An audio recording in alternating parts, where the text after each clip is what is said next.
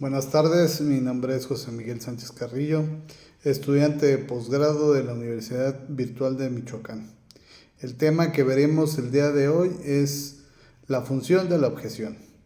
¿Qué es la objeción? Es un término procesal que se utiliza una solicitud dirigida al juzgador, mediante la cual una de las partes impugnará la admisión de alguna pregunta o una respuesta o una prueba no concreta. Su finalidad primordial radica en salvaguardar los derechos de las partes, garantizar la correcta aplicación de la norma procesal y asegurar que la valoración de la prueba se realice sobre la base de los elementos legítimos y pertinentes. ¿Cuáles son los tipos de objeciones? Tenemos en los objetivos más frecuentes que tenemos o que se utilizan dentro de nuestro sistema oral son aquellos que por su impertinencia no son admitidos. Cuando las preguntas o las respuestas no guardan una relación entre los hechos controvertidos. Esa sería una pregunta impertinente. Por la falta de argumento, cuando la pregunta se basa en un hecho no probatorio de suposición. Pregunta sugerente, cuando la pregunta indique al testigo o responder a una determinada manera, viciando su espontaneidad. Pregunta compuesta, cuando las preguntas plantean dos o más cuestionamientos distintas, dificultando la respuesta precisa y clara del interrogado. Las preguntas repetitivas, cuando se forma una pregunta ya se ha hecho o ya se ha concretado en algún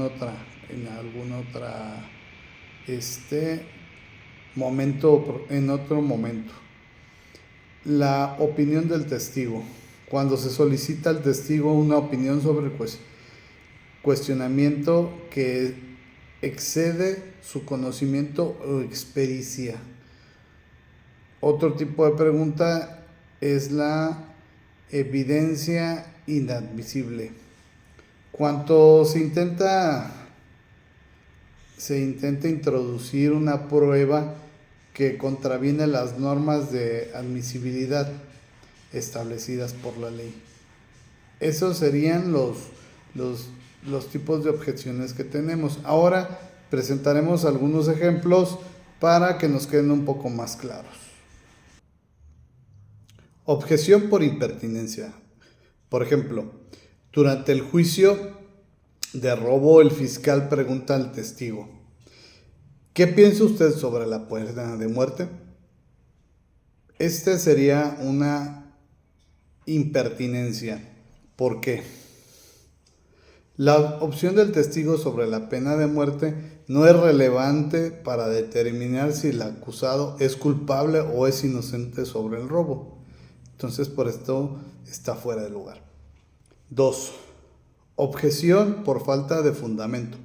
Por ejemplo, el fiscal pregunta al testigo: ¿no es cierto que el acusado siempre ha sido una persona mala? La pregunta asume como cierto un hecho que no ha sido probado, que el acusado siempre ha sido una persona mala, por lo cual es especulativo y carece de fundamento. Por lo tanto, tendría que ser rechazada. 3. Objeción por pregunta sugerente. Por ejemplo, el fiscal pregunta al testigo: ¿no es cierto que vio al acusado huir de la escena del crimen con un objeto en la mano? La pregunta sugiere la respuesta que el fiscal desea obtener, induciendo al testigo a confirmar una versión de los hechos que podría ser precipitada. 4. Objeción por pregunta compuesta. Por ejemplo, el fiscal pregunta al testigo: ¿vio usted al acusado entrar a la casa y tomar el dinero? La pregunta combina dos hechos distintos en cada tiempo: entrar a la casa y tomar el dinero, lo que dificulta al testigo poder dar una respuesta clara y precisa de lo que se le está solicitando. 5.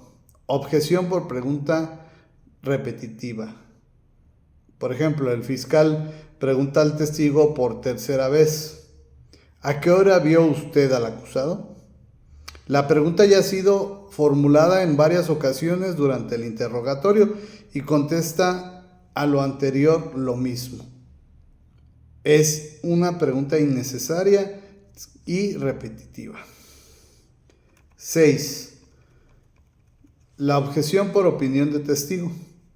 Por ejemplo, el fiscal pregunta al testigo: ¿cree usted que el acusado tenía la intención de robar?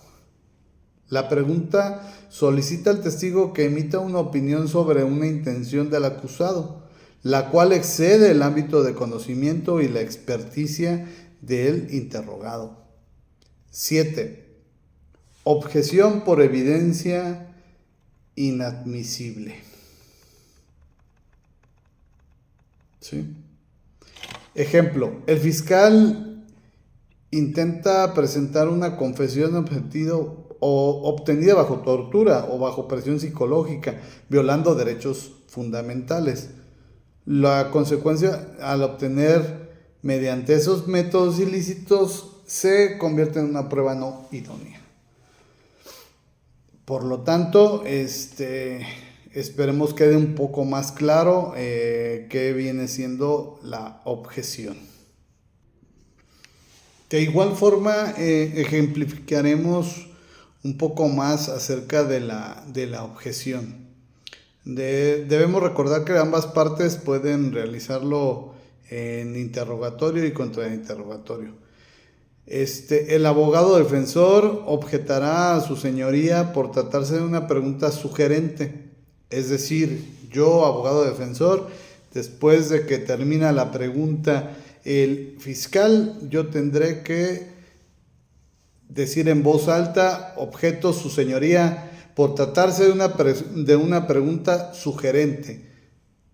La pregunta formula que el testigo se le está diciendo la respuesta en la misma pregunta.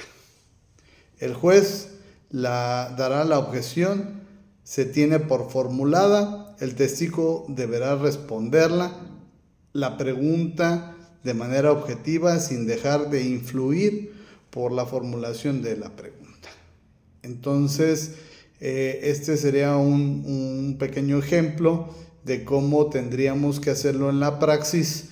Y por mi parte sería todo. Muchas gracias.